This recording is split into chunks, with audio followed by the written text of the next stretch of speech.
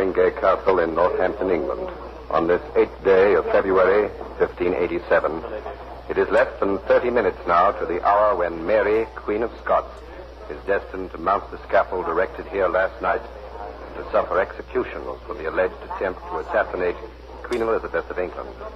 Less than 30 minutes, and still the Scottish Queen has not asked for the pardon that can save her life. She is still apparently determined to choose death rather than risk any shadow of guilt upon the faith and church to which she is so passionately devoted. It is known on good authority that Mary can have a pardon. She can save her life if, and this is the great condition, if she will confess her guilt, and in so doing, throw that mantle of guilt over the whole of the apostolic faith. Here in the great hall of Fotheringay Castle, assembled on all sides of the scaffold, that is like a small stage whose principal property is a plain wooden block shrouded in black velvet, there are February 8, 1587, Fotheringay Castle, England. You are there.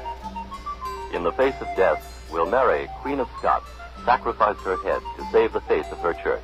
A woman held in her hand the immediate destiny of two great forces met in a life and death struggle for world power.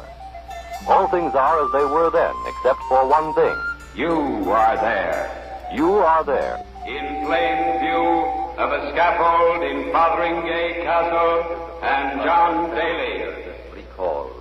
These 200 or so of the nobility have been assembled in haste from the neighborhood. They're speaking in hushed tones, speculating on whether or not this woman will choose to end her mortal life and thereby become immortal as a martyr to her faith. All last night, this great hall here at Fotheringay Castle was filled with the constant clamor of carpenters' hammers erecting the scaffold.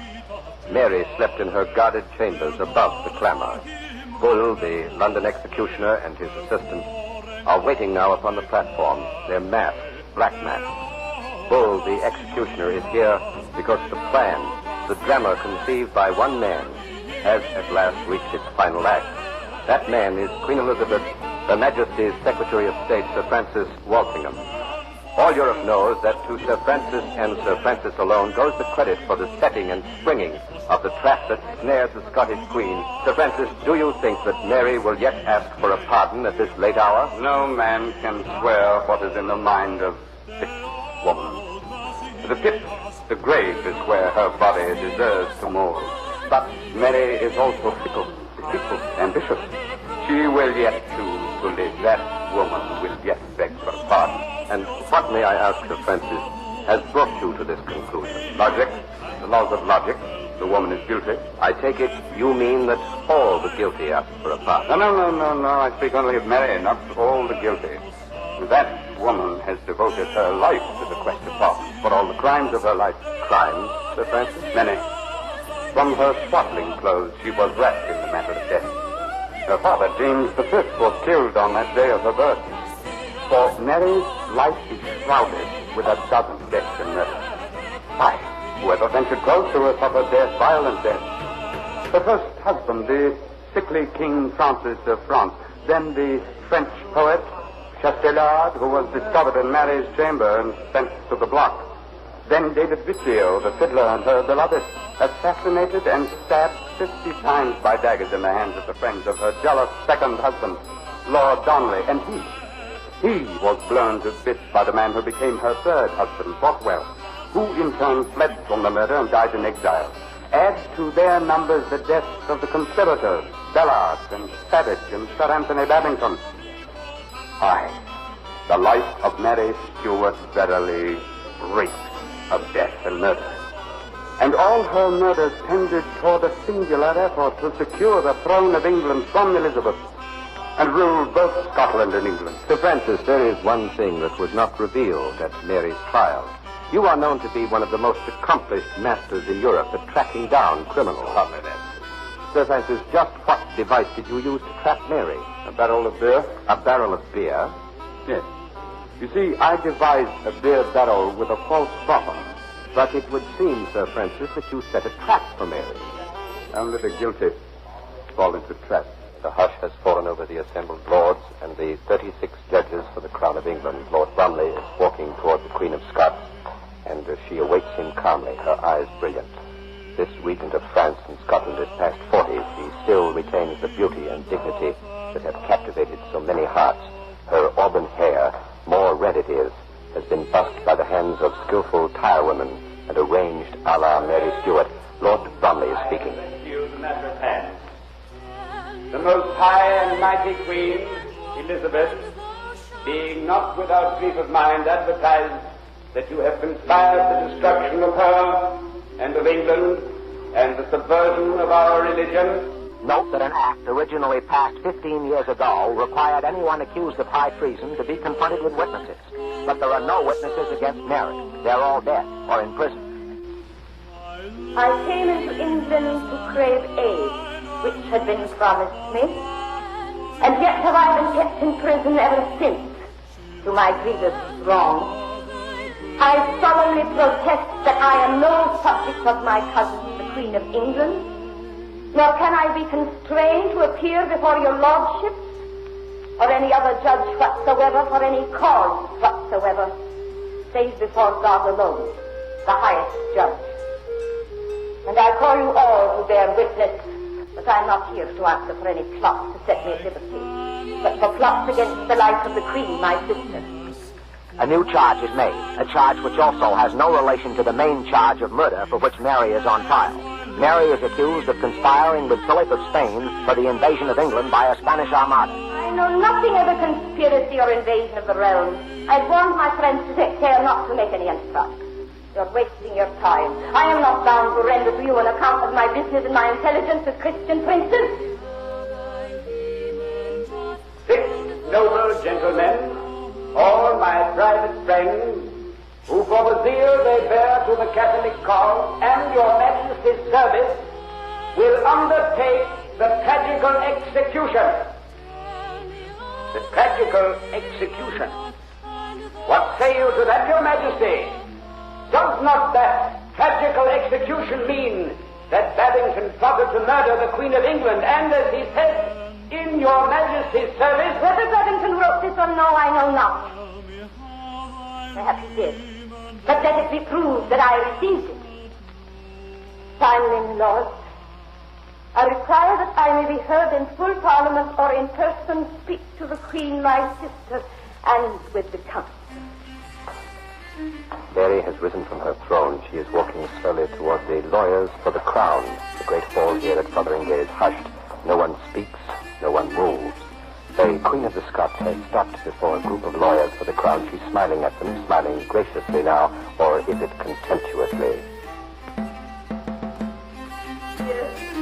You have behaved rudely enough in your duty and have treated me too roughly for a person who is not accustomed to it, nor learned in the laws of chicanery.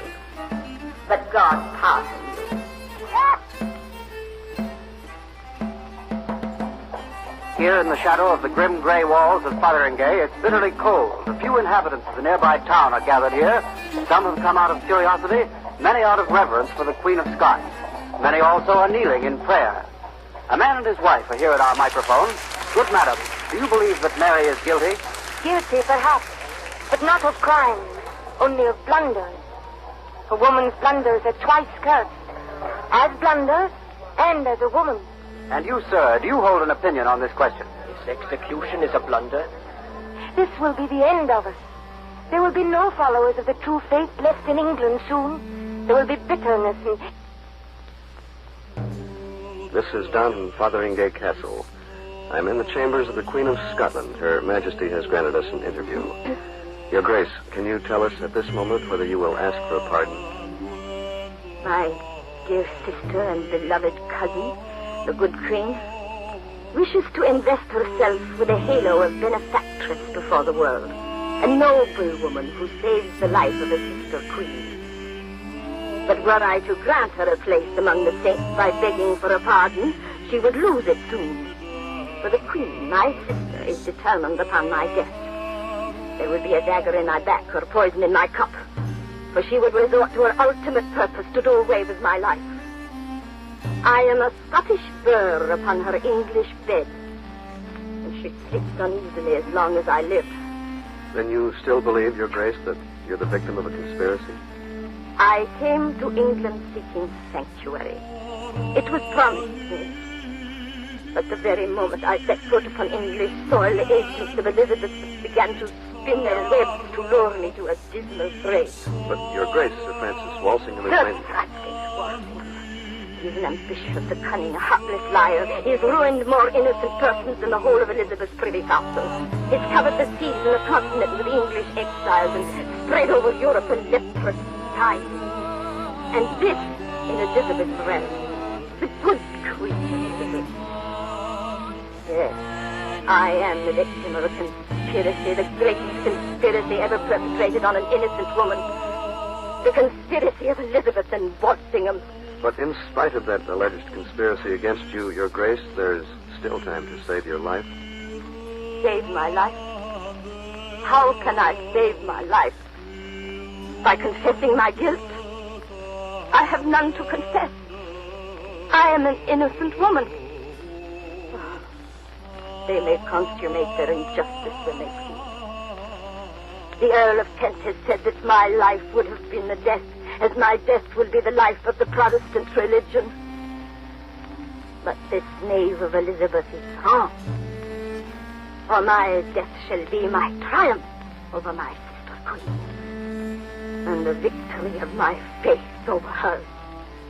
The whole world knows. I repeat, the Queen has no knowledge that the Scottish one is to be beheaded this morning. Well, Sir William, if Queen Elizabeth did know, what would be her wish? Would she oppose this execution? Certainly.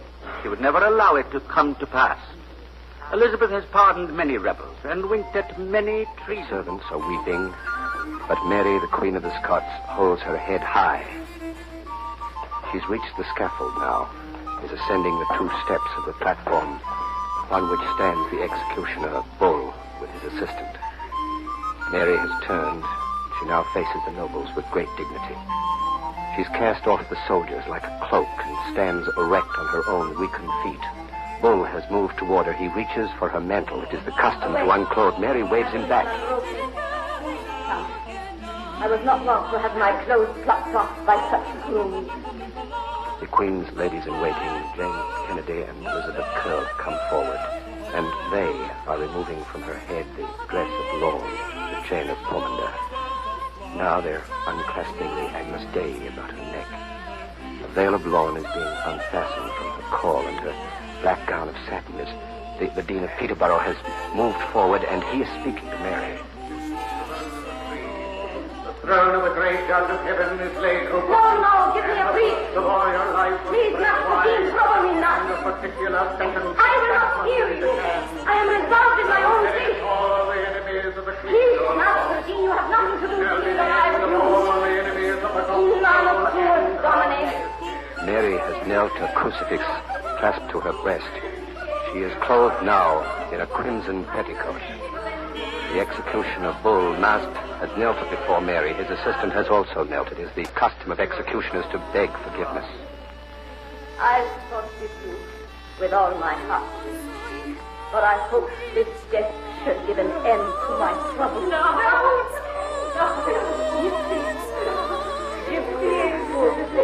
Mary has spoken a last word of French to her ladies-in-waiting. She's begged them not to cry. February 1587, Mary, Queen of Scotland and the Isles, dies, and the Reformation lives on.